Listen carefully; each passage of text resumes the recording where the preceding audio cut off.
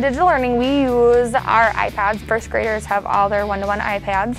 We also have been using it this year for Nearpod.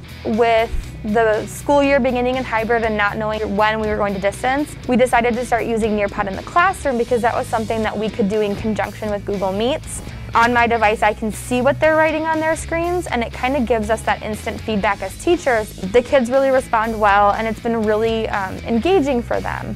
We also are using the Book Creator app. We teach the strategy one day, and the next day they have to come up with their own word problem, use the strategy, draw the picture, and then they record telling their word problem and explaining how they solved it and used that strategy.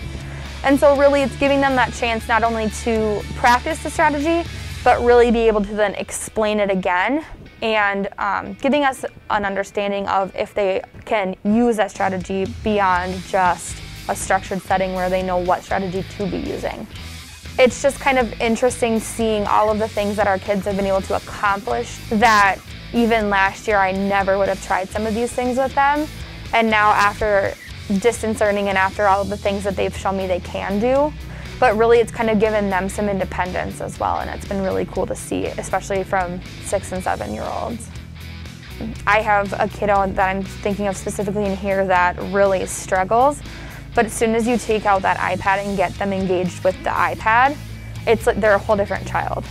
And so they really are flourishing when they have that opportunity to show what they know how to do, and it really kind of gives them the access that they may not necessarily otherwise have. I always feel like whenever you're proposed with a challenge, it makes you break beyond the realms of the conventional. The students are doing wonderful. They love technology and they're not afraid to try new things. Just an example of that is a unit that I did with them on abstract art, and I gave them a few ideas as a jumping board, and then I turned them free to create abstract art digitally. And it was so amazing to see what they came up with. So then I thought, oh, I really have to show this off.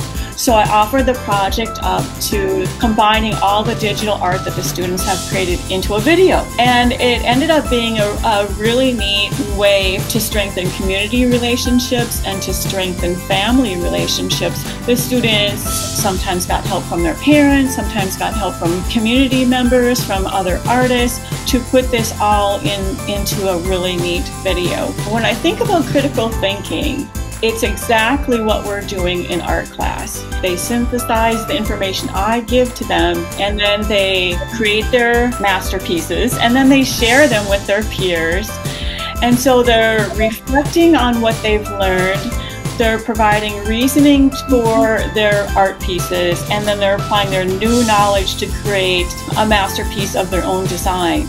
One thing about children is they are ready to grasp onto the new because of their mindset of being willing to experiment and to be creative and not be afraid of it. We kind of had to dive in head first last year. I had to figure out how to get these materials to our students. I had to figure out a way to structure my classes so all that stuff was available to them. Some of our students at McKinley have some challenges in their lives. They aren't necessarily always able to get to class or get to school on given days, so technology enables us to reach out to them and have them still be a part of our community and to continue to have the success that maybe they had started before. And just because they can't be in our building on a given day doesn't mean that they can't be successful. We want to make our classes as, like I said, as user-friendly as possible so any student could jump into our courses and have success right away. I post videos to my 3 different classes every day so that a student can actually make eye contact with me so the kids again can hear my voice and have that personal touch. One struggle that we had last spring was that as teachers we were somewhat isolated from one another. We were trying to help each other get through that difficult time.